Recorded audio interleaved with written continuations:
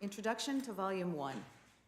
This report is submitted to the Attorney General pursuant to 28 CFR Section 600.8c, which states that, at the conclusion of the Special Counsel's work, he shall provide the Attorney General a confidential report explaining the prosecution or declination decisions the Special Counsel reached. The Russian government interfered in the 2016 presidential election in sweeping and systematic fashion. Evidence of Russian government operations began to surface in mid-2016. In June, the Democratic National Committee and its cyber response team publicly announced that Russian hackers had compromised its computer network. Releases of hacked materials, hacks that public reporting soon attributed to the Russian government, began that same month. Additional releases followed in July through the organization WikiLeaks, with further releases in October and November. In late July 2016, soon after WikiLeaks' first release of stolen documents, a foreign government contacted the FBI about a May 2016 encounter with Trump campaign foreign policy advisor George Papadopoulos. Papadopoulos had suggested to a representative of that foreign government that the Trump campaign had received indications from the Russian government that it could assist the campaign through the anonymous release of information damaging to Democratic presidential candidate Hillary Clinton. That information prompted the FBI on July 31st, 2016, to open an investigation into whether individuals associated with the Trump campaign were coordinating with the Russian government in its interference activities.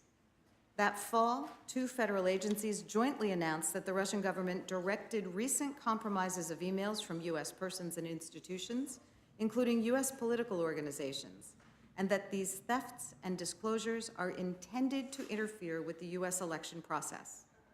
After the election, in late December 2016, the United States imposed sanctions on Russia for having interfered in the election. By early 2017, several congressional committees were examining Russia's interference in the election. Within the executive branch, these investigatory efforts ultimately led to the May 2017 appointment of Special Counsel Robert S. Mueller III.